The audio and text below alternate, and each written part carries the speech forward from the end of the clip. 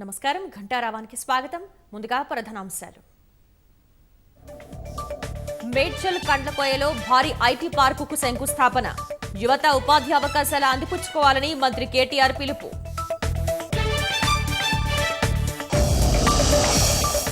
సౌర విద్యుత్ సాగు కనెక్షన్ల మీటర్లపై కేసీఆర్ చెప్పినవి అసత్యాలు.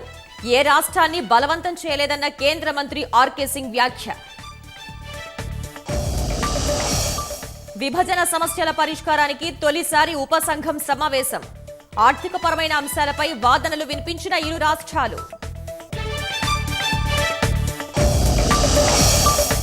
రాష్ట్రంలో ఘనంగా ముఖ్యమంత్రి జన్మదిన వేడుకలు. ఆయురారోగ్యాలతో జీవించాలని ప్రముఖుల ఆకాంక్ష.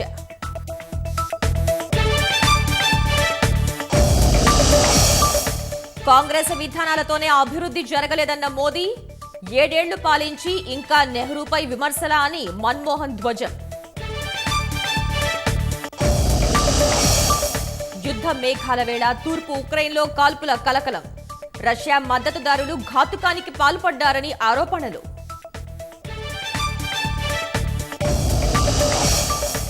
మేడారానికి రెండో రోజు పోటెత్తిన భక్త జనం. గద్దెలపై కొలువు తీరనున్న సమ్మక్క.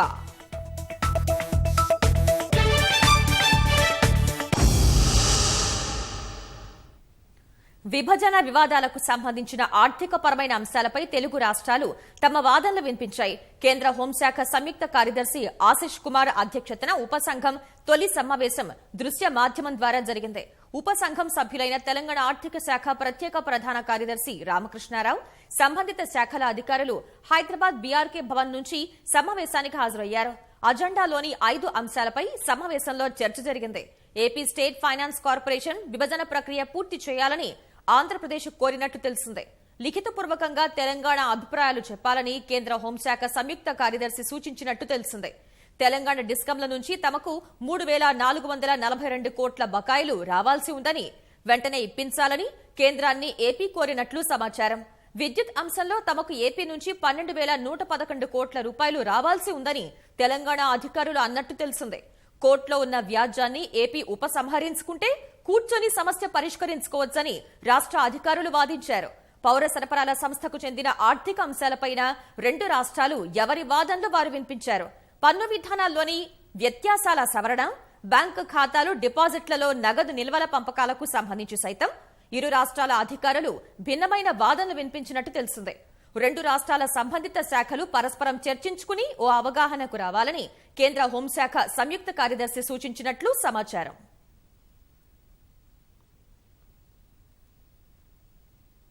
సౌర విద్యుత్ కొనుగోళ్లు, వ్యవసాయ కనెక్షన్లకు విద్యుత్ మీటర్ల ఏర్పాటులో ఎవరిని బలవంతం చేయలేదని కేంద్ర విద్యుత్ శాఖ మంత్రి ఆర్కే సింగ్ పునరుద్ఘాటించారు. ఈ విషయంలో ముఖ్యమంత్రి కేసీఆర్ చెప్తున్న మాటల్లో ఎలాంటి వాస్తవం లేదని ఆయన తెలిపారు. సౌర విద్యుత్ కొనుగోలులో కేంద్రం జోక్యం ఏమీ లేదన్నారు. బహిరంగ వేలం ద్వారానే సౌర విద్యుత్ కొనుగోలు వ్యవహారం జరుగుతుందన్నారు. ఈ విషయంలో ఎవరిపై కేంద్రం ఎలాంటి ఒత్తిడి చేయదని కేంద్ర మంత్రి స్పష్టం చేశారు. గ్రీన్ హైడ్రోజన్, గ్రీన్ అమోనియా విధాన పత్రాల్ని ఆయన విడుదల చేశారు. Let's say I'm the Chief Minister of Telangana in a speech in a district town said that the Prime Minister is pressurizing me to buy renewable energy from companies which gave the donations to BJP. Now that is entirely and totally false. It is a lie. Our system is that any procurement of renewable energy is through open bids which are totally transparent. It is open to the states whether they want to buy it from that bid or not. If the states want, they can hold their own bids. In fact, all states are encouraged to hold their own bids and procure their own renewable energy as per the renewable purchase obligation. So, every state is free to conduct its own bids, and many states do so. A large number of states do so, and they procure their own renewable energy. What about agriculture? So that was another false statement. This ministry has never and will not direct any state forcibly to install any meters for metering agriculture consumption. So that is a lie. Hyderabad నలుమూలల IT విస్తరణ లక్ష్యంగా రాష్ట్ర ప్రభుత్వం పనిచేస్తోందని IT శాఖ మంత్రి కేటీఆర్ స్పష్టం చేశారు. యువతకు ఉపాధి కల్పించాలి అనే ఉద్దేశంతో అభివృద్ధితో పరిశ్రమల్ని ఆకర్షిస్తున్నామని వెల్లడించారు. మేడ్చల్ జిల్లా కండ్లకోయలో భారీ ఐటీ పార్కుకు శంకుస్థాపన చేసిన మంత్రి అవకాశాలు అందిపుచ్చుకోవడానికి విద్యార్థులు నైపుణ్యాలను సదా మెరుగుపరుచుకోవాలని సూచించారు. ఈ ప్రాజెక్టు ద్వారా 50,000 మంది స్థానిక యువతకు ఉద్యోగాలు వస్తాయని వెల్లడించారు. హైదరాబాద్ నలువైపులా ఐటీ విస్తరణలో భాగంగా మేడ్చల్ జిల్లా కండ్లకోయలో భారీ ఐటీ పార్కుకు మంత్రి కేటీఆర్ శంకుస్థాపన చేశారు. 10 ఎకరాల స్థలంలో 14 అంతస్తుల్లో రాబోయే ఈ ఐటీ పార్క్ ద్వారా 6 లక్షల చదరపు అడుగుల కార్యాలయ స్థలం అందుబాటులోకి రానుంది. సీఎం కేసీఆర్ జన్మదిన వేళ తెలంగాణ గేట్వే పేరిట 100 కోట్లతో భారీ ఐటీ పార్క్ ఏర్పాటు చేస్తున్నామని కేటీఆర్ తెలిపారు. 70 కంపెనీలు తరలి రావడం వల్ల వేలాది మందికి ఉపాధి కలుగుతుందని వెల్లడించారు. ఉత్తర హైదరాబాద్లో 35 ఇంజనీరింగ్ కాలేజీలు ఉన్నాయి. ఈ ప్రాంతం నుంచే ప్రతి సంవత్సరం దాదాపుగా 15-20 వేల మంది పిల్లలు ఇంజనీరింగ్ గ్రాడ్యుయేట్స్ వస్తూ ఉన్నారు. మరి మీరందరూ మళ్ళీ ఎక్కడో పశ్చిమ హైదరాబాద్కి పోయి వెస్ట్ హైదరాబాద్కి పోయి అక్కడ ఆ ప్రాంతంలో ఐటీ కంపెనీల్లో ఉద్యోగాలు చేయడం కంటే కూడా ఒక నగరం యొక్క విస్తరణ అనేది ఒకవైపే కాకుండా నలువైపులా ఉండాలన్న ఉద్దేశంతో ఒక పాలసీ తీసుకొచ్చాం. గ్రిడ్ అనే పాలసీ, గ్రోత్ ఇన్ డిస్పర్షన్. అందులో భాగంగా ఈరోజు మనకి నిన్నగాక మొన్న ఉప్పల్ ప్రాంతంలో 19 లక్షల స్క్వేర్ ఫుట్ల పరిధిలో జెన్పాక్ట్ అనే ఒక కొత్త ఆఫీస్ ఒకటి ఏర్పాటు చేస్తా ఉన్నారు. అక్కడ ఒక 15,000 ఉద్యోగాలు రాబోతా ఉన్నాయి. మనం ఏర్పాటు చేసుకునే ఈ గేట్వే ఐటీ పార్క్ ద్వారా కూడా వేలాది మంది పిల్లలకి తప్పకుండా ఉపాధి అవకాశాలు వస్తాయి. 7 ఏళ్లలో ప్రపంచంలోనే అత్యుత్తమమైన ఐటీ కంపెనీలను హైదరాబాద్కు తీసుకువచ్చినట్లు కేటీఆర్ వెల్లడించారు. ప్రభుత్వ నిర్ణయాలతో పెట్టుబడులు ఇబ్బడి ముబ్బడిగా వస్తున్నాయన్న కేటీఆర్ యువత ఉపాధి అవకాశాలు అందిపుచ్చుకోవాలన్నారు. నిరంతరం నైపుణ్యాలను మెరుగుపరుచుకోవాలని, అంకుర సంస్థల్ని ఏర్పాటు చేసి నలుగురికి ఉపాధి కల్పించే స్థాయికి యువత ఎదగాలని ఆకాంక్షించారు. కేసీఆర్ స్ఫూర్తితో అందరూ పట్టు వదలకుండా పోరాడాలని ఉద్బోధించారు. చదువుకునే పిల్లలకి ఒకవైపేమో ఉపాధి అవకాశాలు ఇబ్బడి ముబ్బడిగా వస్తూ ఉన్నాయి, పెట్టుబడులు వస్తూ ఉన్నాయి. ఆ కొత్త కంపెనీల్లో వచ్చే ఉపాధి అవకాశాల్లో unless upgrade your skill set, unless you constantly keep learning, జీవితంలో బాగుపడాలి, జీవితంలో పైకి రావాలి, మీ తల్లిదండ్రుల పేరు నిలబెట్టాలి అంటే you have to constantly upgrade your skill set. అట్లా అయితేనే ఇక్కడ వచ్చే ఉపాధి అవకాశాల్లో మీకే సింహభాగం దక్కుతుంది. నేను 10 మందికి ఉద్యోగాలు కల్పిస్తాననుకుంటే, నేను ఆంట్రప్రెన్యూర్ని అవుతాను, నేను పారిశ్రామికవేత్తను అవుతాననుకుంటే దానికోసం కూడా తెలంగాణ ప్రభుత్వం ఈరోజు పెద్దపీట వేసి మీకు అవకాశాలు కల్పిస్తూ ఉంది. మెంటర్షిప్ అండ్ సపోర్ట్ తీసుకొని ఫండింగ్ సపోర్ట్ కూడా మీరు రేజ్ చేయగలిగితే you can create jobs for others. ఒకవేళ కేసీఆర్ గారు కనుక ఆనాడే ఇక నాతో కాదు, నేను ఇంకా చెయ్యను అని చెప్పి ఆ రోజు రాజకీయం మానేసింటే ఈరోజు తెలంగాణ రాష్ట్రం ఉండేదా? ఈరోజు ఆయన తెలంగాణ రాష్ట్రానికి అద్భుతంగా సారథ్యం వహిస్తూ ముఖ్యమంత్రి అయ్యేటోడా? దయచేసి ఆలోచించాలని చెప్పి నేను కోరుతా ఉన్నా. ప్రభుత్వం కట్టే అతిపెద్ద కట్టడాల్లో ఈ gateway of Telangana IT park ఒకటి అన్న మంత్రి కేటీఆర్ ఇది సైబర్ టవర్స్ కన్నా పెద్దదని ప్రకటించారు. త్వరలోనే టీ-హబ్ డెడికేటెడ్ వింగ్ కొంపల్లిలో ఏర్పాటు చేస్తామని హామీ ఇచ్చారు. విద్యార్థుల సాంస్కృతిక కార్యక్రమాలు ఆద్యంతం అలరించాయి.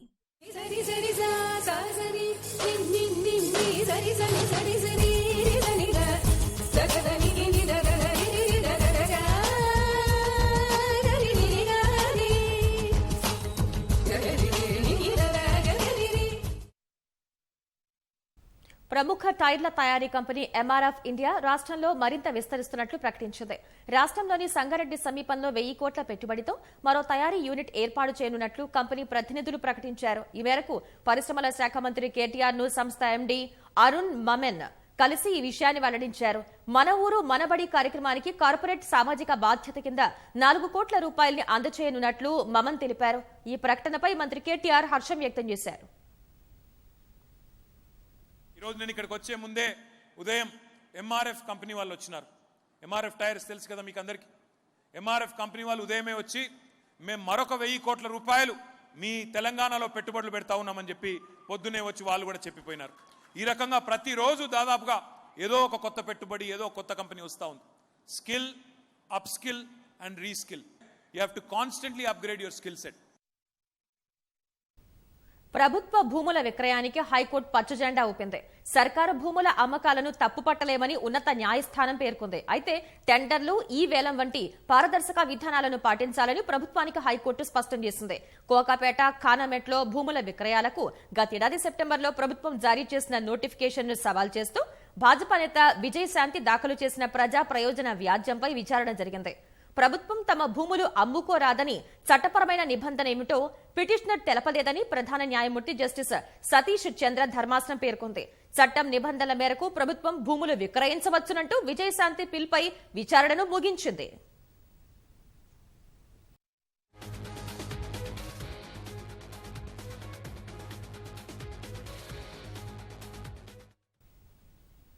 విద్యుత్ బకాయిల అంశం పరిష్కారానికి తెలంగాణ సిద్ధమంది. కోర్టు కేసులు ఏపీ ఉపసంహరించుకుంటే విద్యుత్ బకాయిల అంశం పరిష్కారానికి తెలంగాణ ప్రభుత్వం సిద్ధమంది. మరింత సమాచారం మా ప్రతినిధి రఘువర్ధన్ అడిగి తెలుసుకుందాం. రఘువర్ధన్, విద్యుత్ బకాయిల అంశం పరిష్కారానికి తెలంగాణ ప్రతిపాదించిన అంశాలేంటి? తెలంగాణ, ఆంధ్రప్రదేశ్ రాష్ట్రాల మధ్య నెలకొన్న విభజన వివాదాల పరిష్కారం కోసం ఏర్పాటైన మన ఉపసంఘం ఇవాళ సమావేశమైంది. కేంద్ర హోంశాఖ సంయుక్త కార్యదర్శి ఆశీష్ కుమార్ నేతృత్వంలో సమావేశమైంది. దృశ్య మాధ్యమం ద్వారా రెండు రాష్ట్రాల అధికారులు, తెలంగాణ, ఆంధ్రప్రదేశ్ రాష్ట్రాల ఈ ఉపసంఘంలో సభ్యులతో పాటు సంబంధిత శాఖల అధికారులు ఈ సమావేశంలో పాల్గొని ప్రధానంగా 5 అంశాలపై చర్చ జరిగింది. ప్రధానంగా విద్యుత్ బకాయిలకు సంబంధించి ఆంధ్రప్రదేశ్ ప్రభుత్వం మొదటి నుంచి చెప్తుంది తెలంగాణ నుంచి తమకు 3,442 కోట్ల రూపాయలు రావాల్సి ఉందని, ఆ బకాయిలు ఇప్పించడానికి కేంద్రానికి కోరుతుంది. అటు తెలంగాణ కూడా తమకు ఆంధ్రప్రదేశ్ నుంచి 3,400 బకాయిలు ఆంధ్రప్రదేశ్ చెప్తుంది, కానీ తమకు వాస్తవానికి 12,000 కోట్ల పైగా బకాయిలు రావాల్సి ఉందని వివిధ కారణాల వల్ల రావాల్సిన తెలంగాణ ప్రభుత్వం చెప్పింది. రాష్ట్ర ఆవిర్భావ సమయంలో తమకు ఆంధ్రప్రదేశ్ ప్రభుత్వం అకస్మాత్తుగా పీపీ నిలుపుదల చేయడం ద్వారా తాము ఎక్కువ ధరకు విద్యుత్ కొనాల్సి వచ్చిందని, సీనియర్ విద్యుత్ కేంద్రాన్ని తీసుకోవడంతో ఎక్కువ ధరకు వెచ్చించాల్సి వచ్చింది. అదే సందర్భంలో కర్నూలు, అనంతపూర్కు ఎక్కువ ధరతో విద్యుత్ సరఫరా చేశామని తెలంగాణ ప్రభుత్వం చెప్పింది. అయితే ఇవన్నీ కూర్చొని పరిష్కరించేందుకు సిద్ధంగా ఉన్నప్పటికీ కోర్టు కేసుల నేపథ్యంలో ఆ కోర్టు కేసు ఉపసంహరించుకుంటే వీటన్నిటిని కూర్చొని చర్చించుకొని పరిష్కరించుకోవచ్చని తెలంగాణ ప్రభుత్వం తెలిపింది. అటు ఏపీఎస్ఎఫ్సి స్టేట్ ఫైనాన్స్ కార్పొరేషన్ సంబంధించి కూడా విభజన ప్రతిపాదనలో ఆంధ్రప్రదేశ్ ప్రభుత్వం గతంలోనే ప్రతిపాదన సిద్ధం చేసి కేంద్రానికి పంపింది విభజన ప్రతిపాదనలు. కానీ ఈ ప్రతిపాదన ఏకపక్షంగా ఉందని తెలంగాణ అభ్యంతరం వ్యక్తం చేసింది. అనంతరం జరిగిన పరిణామంలో ఈ విషయంలోనూ ఆంధ్రప్రదేశ్ ప్రభుత్వం కోర్టుకు వెళ్లిన నేపథ్యంలో తెలంగాణ ప్రభుత్వం మరోమారు స్పష్టం చేసింది. ఆ కేసు ఉపసంహరించుకుంటే ఈ విభజనకు సంబంధించి ఇరు రాష్ట్రాలు కూర్చొని చర్చించుకోవచ్చని తెలంగాణ ప్రభుత్వం మరోమారు స్పష్టం చేసినట్టు విభజన చట్టంలో పేర్కొన్న పన్ను అంశాలకు సంబంధించి కొంత ఆంధ్రప్రదేశ్ కు నష్టం జరిగిన నేపథ్యంలో ఆ పన్ను సంబంధిత అంశాలను సవరించాలి, చట్టాన్ని సవరించాలని ఆంధ్రప్రదేశ్ ప్రతిపాదించి, అయితే తెలంగాణ ప్రభుత్వం మాత్రం 7.5 ఏళ్లు గడిచాక ఇప్పుడు ఆ సవరణ చేస్తే మళ్లీ కొత్త సమస్యలు వస్తాయని తెలిపింది. అయితే ఆంధ్రప్రదేశ్ ప్రభుత్వం ఒక ప్రతిపాదన తెరపైకి తీసుకొచ్చింది. ఒకవేళ సవరణ సాధ్యం కాకపోతే ఆంధ్రప్రదేశ్ జరిగిన నష్టాన్ని కేంద్ర ప్రభుత్వం భరించేలా తగిన చర్యలు తీసుకోవాలని కోరింది. ఈ నేపథ్యంలో కేంద్ర హోంశాఖ సంయుక్త కార్యదర్శి ఒక కీలక నిర్ణయం తీసుకున్నారు. ఈ అంశం రెండు రాష్ట్రాల మధ్యకు సంబంధించిన అంశం కాని నేపథ్యంలో ఈ జాబితా బైలేటరల్ ద్వైపాక్షిక అంశాల జాబితా నుంచి పన్నుల అంశాన్ని తొలగించాలని కేంద్ర హోంశాఖ సంయుక్త కార్యదర్శి నిర్ణయించారు. ఇక నగదులకు సంబంధించి చూసుకుంటే తెలంగాణ ప్రభుత్వం మొదటి నుంచి చెప్తుంది కేంద్ర ప్రభుత్వానికి నుంచి వచ్చిన నిధులు తమకు రావాల్సి ఉందని. ఉమ్మడి రాష్ట్రంలో ఉన్నప్పుడు ఉమ్మడి రాజధానిగా ఉన్న సమయంలో హైకోర్టు, రాజ్భవన్ నిర్మాణానికి సంబంధించిన నిధులు కూడా తమకు రావాల్సి ఉందని, ఆ నిధులను ఇప్పించాలని తెలంగాణ ప్రభుత్వం ఇవాళ సమావేశంలో మరోమారు కోరింది. అటు పౌర సరఫరా సంస్థకు సంబంధించి తెలంగాణ ప్రభుత్వం నుంచి కొంత మొత్తం 354 కోట్ల అమౌంట్ తెలంగాణ నుంచి ఆంధ్రప్రదేశ్ కు ఇవ్వాల్సి ఉంది. అయితే ఆ బకాయిలు ఇప్పించాలని ఆంధ్రప్రదేశ్ ప్రభుత్వం మరోమారు కోరింది. ఇదే సందర్భంలో కేంద్రం నుంచి వచ్చిన రాయితీ కొంత ఆంధ్రప్రదేశ్ తెలంగాణకు చెల్లించాల్సిన నేపథ్యంలో అందుకు అంగీకరిస్తే తాము ఆంధ్రప్రదేశ్ కు బకాయిలు చెల్లించిన 354 కోట్ల బకాయిలు చెల్లించిన సిద్ధమని తెలంగాణ పౌర సరఫరా సంస్థ స్పష్టం చేసింది ఇవాళ సమావేశంలో. మరి ఈ ఉపసంఘం ప్రతి నెల ఒక సమావేశం నిర్వహించింది. ఈ అంశాల ఆధారంగా రెండు రాష్ట్ర ప్రభుత్వాల తదుపరి చర్యలను బట్టి మళ్ళీ వచ్చే నెలలో మరో సమావేశం జరగనుంది.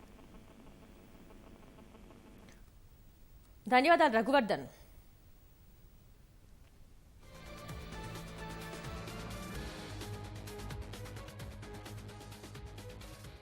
రాష్ట్ర వ్యాప్తంగా ముఖ్యమంత్రి కేసీఆర్ 68వ జన్మదిన వేడుకలు హోరెత్తించాయి. పల్లె పట్టణం అనే తేడా లేకుండా ఉత్సవాల్లో ప్రజాప్రతినిధులు, కార్యకర్తలు పాల్గొని సందడి చేశారు. అభిమాన నేతకు ఘనంగా పుట్టినరోజు శుభాకాంక్షలు తెలిపారు. రాష్ట్ర ముఖ్యమంత్రి తెలంగాణ రాష్ట్ర సమితి దళపతి కల్వకుంట్ల చంద్రశేఖర్ ముఖ్యమంత్రి జీవిత చరిత్రకు సంబంధించి ప్రదర్శించిన డాక్యుమెంటరీ ప్రత్యేక ఆకర్షణగా నిలిచింది. राघव राव वेंकटम्मा पुण्य दंपति के घर एक योद्धा ने जन्म लिया।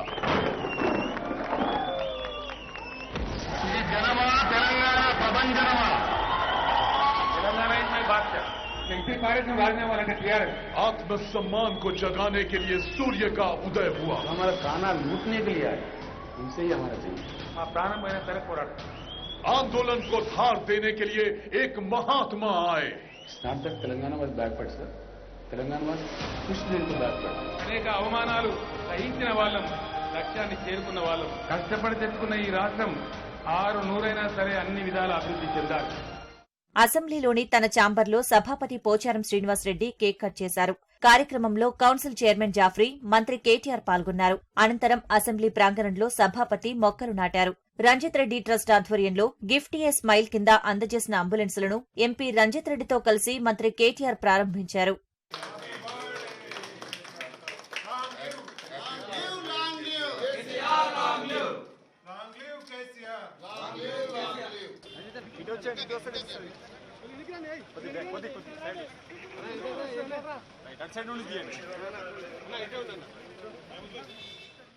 ఎమ్మెల్సీ కవిత, మంత్రి తలసాని శ్రీనివాస్ యాదవ్ బల్కంపేట ఎల్లమ్మ ఆలయంలో మృత్యుంజయ హోమం నిర్వహించారు. అమీర్పేటలోని గురుద్వార్లోనూ ప్రత్యేక పూజలు నిర్వహించారు. హైదరాబాద్ చిలుకానగర్ డివిజన్, సిద్దిపేట జిల్లా గజ్వేల్లో నిర్వహించిన వేడుకల్లో మంత్రి హరీష్ రావు పాల్గొన్నారు. కేక్ కట్ చేసి శుభాకాంక్షలు తెలిపారు.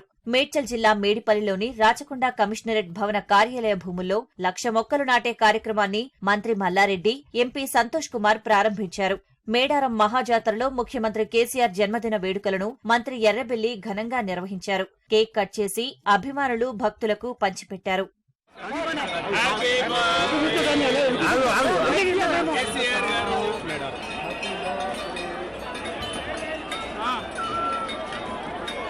కేసీఆర్ గారి నాయకత్వం వర్ధిల్లాలి. కేసీఆర్ గారి నాయకత్వం వర్ధిల్లాలి. జై కేసీఆర్. ముఖ్యమంత్రి కేసీఆర్ సేవలు రాష్ట్రానికే కాకుండా దేశానికి కూడా ఎంతో అవసరమని హోంశాఖ మంత్రి మహ్మూద్ అలీ తెలిపారు. హైదరాబాద్ నాంపల్లి యూసఫియన్ దర్గాలో ప్రత్యేక ప్రార్థనలు చేసి చాదర్ సమర్పించారు. నెక్లెస్ రోడ్డులో మంత్రి గంగుల కమలాకర్ 42 బీసీ కుల సంఘాలతో కలిసి 50 అడుగుల కేసీఆర్ చిత్రపటానికి క్రేన్ సాయంతో పాలాభిషేకం చేశారు. కేసీఆర్ దేశ ప్రధాని కావాలంటూ శేరిలింగంపల్లి ఎన్టీఆర్ నగర్ కాలనీలో సాయిబాబా ఆలయంలో ఎమ్మెల్యే గాంధీ గణపతి హోమం, సుదర్శన హోమం, రుద్రహోమం జరిపారు.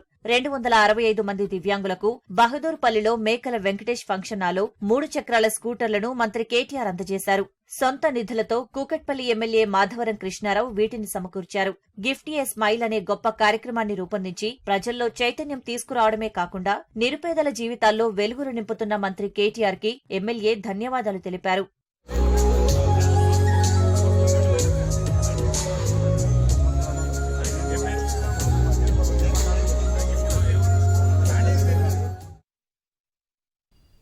ముఖ్యమంత్రి కేసీఆర్ కు ప్రముఖుల నుంచి జన్మదిన శుభాకాంక్షలు వెలువెత్తుతున్నాయి. సీఎం కేసీఆర్ కు ఫోన్ చేసి రాష్ట్రపతి రామ్నాథ్ కోవింద్ శుభాకాంక్షలు తెలిపారు.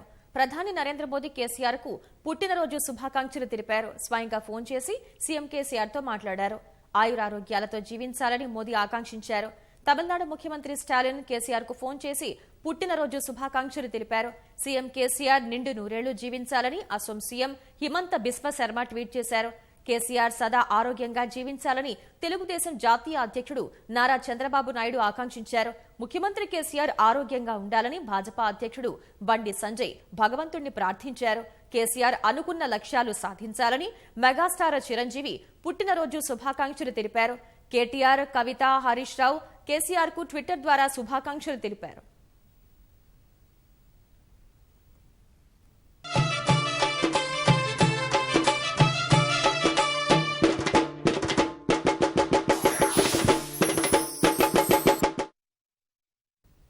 మేడారం సమ్మక్క సారలమ్మ మహాజాతర అంగరంగ వైభవంగా కొనసాగుతోంది. రెండో రోజు తెల్లవారుజాము నుంచే భక్తులు అమ్మవార్ల గద్దెల వద్దకు బారులు తీరారు. జాతరలో కీలక ఘట్టమైన సమ్మక్క ఆగమనం మరి కాసేపట్లో జరగనుంది. చిలకల గుట్ట నుంచి గద్దెపైకి రానుంది. శివసత్తుల పూనకాలు, డప్పు చప్పుళ్లు, మేళ తాళాల మధ్య వనదేవత తరలి రానుంది. ఈ అపురూప ఘట్టాన్ని తిలకించేందుకు భక్తులు పెద్ద ఎత్తున పోటెత్తారు. అమ్మవార్లకు బంగారం సమర్పించి మొక్కులు చెల్లించుకుంటున్నారు. జంపన్న బాబు జనసంద్రంగా మారింది.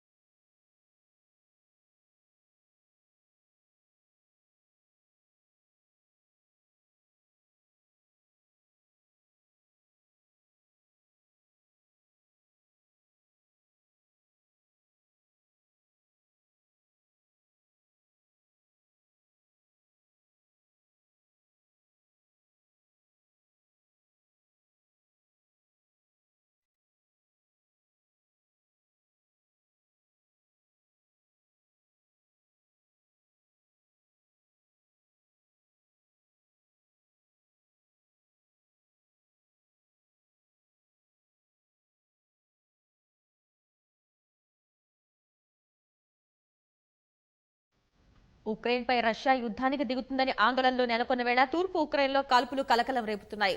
రష్యా మద్దతు ఉన్న తిరుగుబాటుదారులు ఉక్రెయిన్ సైన్యం మధ్య ఈ కాల్పులు చోటు చేసుకున్నట్టు సమాచారం. కాల్పులకు కారణం మీరంటూ ఇరు పక్షాలు ఆరోపించుకుంటున్నాయి. రష్యా మద్దతు ఉన్న తిరుగుబాటుదారులు తూర్పు ఉక్రెయిన్ ప్రాంతంలో కాల్పులకు తెగబడినట్లు ఉక్రెయిన్ సైన్యం ఆరోపించింది. ఉక్రెయిన్ సరిహద్దు ప్రాంతమైన కాడివ్కా పట్టణంలో కాల్పులు జరిపినట్లు పేర్కొంది. తిరుగుబాటుదారులు గ్రనేడ్లు, భారీ ఆయుధాలతో కాల్పులు జరిపినట్లు ఉక్రెయిన్ సైన్యం వెల్లడించింది. ఈ కాల్పుల్లో 2 పౌరులు తీవ్రంగా గాయపడినట్లు తెలిపింది. మరోవైపు ప్రభుత్వ బలగాలే తమపై కాల్పులు జరిపినట్లు వేర్పాటువాదులు తెలిపారు. ఉక్రెయిన్ సరిహద్దుల నుంచి కొన్ని బలగాలను ఉపసంహరించుకుంటున్నట్లు రష్యా ఇటీవలే ప్రకటించింది. అయితే ఈ ప్రకటనపై అమెరికా సహా పలు దేశాలు అనుమానం వ్యక్తం చేస్తున్నాయి. రష్యా ఏ సమయంలోనైనా ఉక్రెయిన్పై దాడి చేసే అవకాశం ఉందన్నాయి. ఈ పరిస్థితుల్లో రష్యాకు మద్దతున్న తిరుగుబాటుదారులు ఉక్రెయిన్ సైన్యం మధ్య కాల్పులు చోటు చేసుకోవడం అనుమానాలకు తావిస్తోంది. 2015 నుంచి లుహాన్స్క్ వేర్పాటువాదులకు ఉక్రెయిన్ బలగాలకు మధ్య తరచూ కాల్పులు జరుగుతూనే ఉన్నాయి.